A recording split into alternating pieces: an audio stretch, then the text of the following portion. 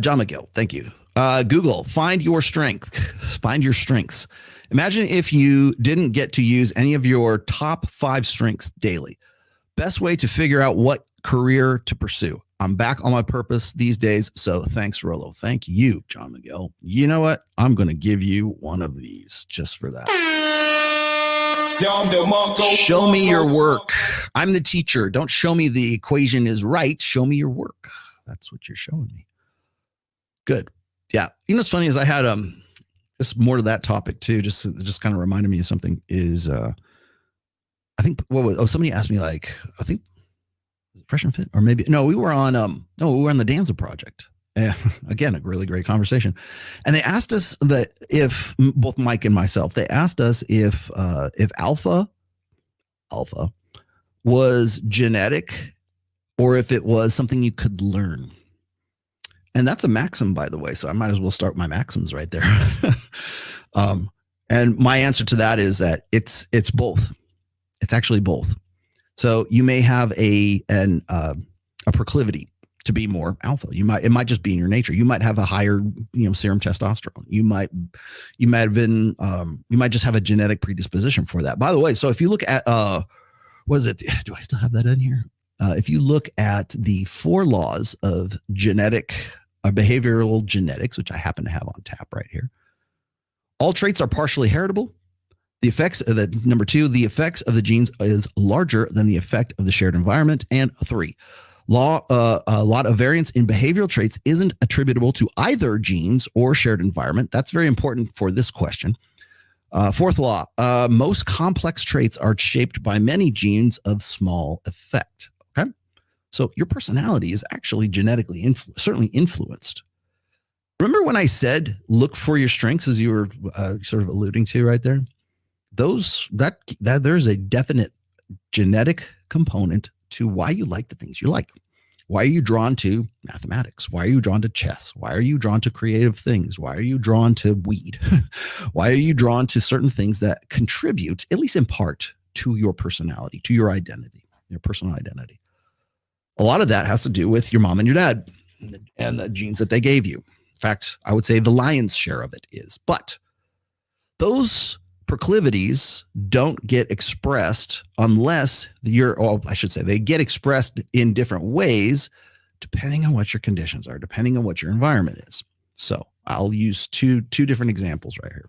You already heard me. I won't give you the throwing thing. Like, boys have a better ability to throw an object with more force and more accuracy than girls do without being trained, without coming out of the womb. That's part of your starting operating system as a guy. Okay. It's natural proclivity. I've explained it that way for a long time, but people want to say, no, man, you could teach a girl to be a good, little league baseball player or thrower, or pitcher or whatever. Yeah, you can, but not as easy as if you had a boy who has a natural proclivity for that. No, how dare you? Okay, so I have to put it in different terms. I was trying to find a different example. So here's a better example, and this is the one that I used on the Danza Project. Both of the guys who were the hosts, one was right-handed and one was left-handed. And I said to Miguel, his left-handed, and I said, hey, do you think that you could sign I gave him a pen. Could you sign your name with your right hand? He goes, yeah, real shitty. Yeah, but you're so much better with your left, and vice versa, right?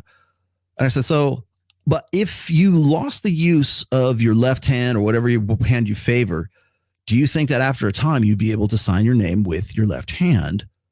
Or, like, for instance, Tony Iommi from Black Sabbath cut off the tips of his fingers, and to compensate, he had to learn to play left. That's why he's a lefty. He's actually right-handed, but he plays left because he had cut off the tips of his fingers in some machinery accident when he was younger, but taught himself to play guitar left-handed because it always hurt his fingers, right?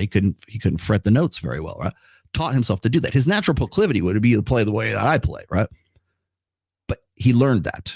He conditioned himself to do that. His proclivity was to do it right-handed, but he was forced to condition himself to do it left-handed. The same thing as was the example I was making with, can you sign your name with your offhand?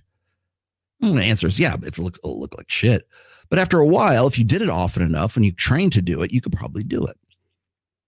And that's really I think is a better example of what I'm trying to say with natural proclivities versus learned versus innate.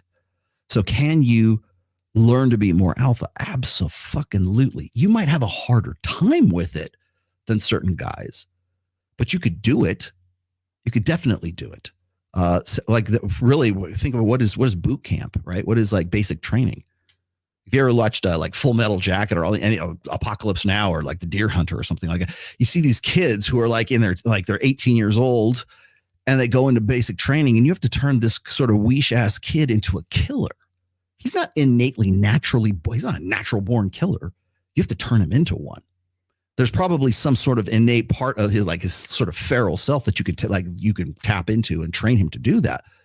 But he's not innately like that. Some people are and some people aren't. But given the conditions and given the environment, then yes. So how does that apply to alpha? You can learn. You can learn to do that. You're forced, if you're immersed in a condition and an environment and a society that needs that only speaks alpha, yeah, you're goddamn right. You're goddamn right. You're going to be goddamn right. Yes. So it's both. And I think that rubs people the wrong way, particularly guys who are like looks maxers. Well, I was born ugly, so I'll never be anything else. You can't be born alpha. You're born alpha or you're not. No, you're not. You can do it.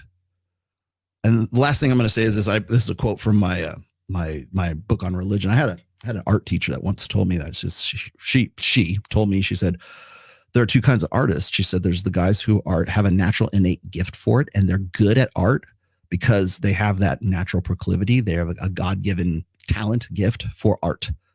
So and then there's the guys who are good at art because they love it and they're so passionate about it that that's all they ever think about and that's what they want to do. They don't have the same innate talent and gifts and skills that a guy who's a natural has, but they become really good because they want to be good at it. It says and then he said, and then she said, and neither one of them are worth a damn unless you get out there and you do the work, unless you're persistently honing your craft and doing the practice. So none of that talent shit and none of that alpha shit makes any difference unless you're out there actually taking action and doing it. Good question though.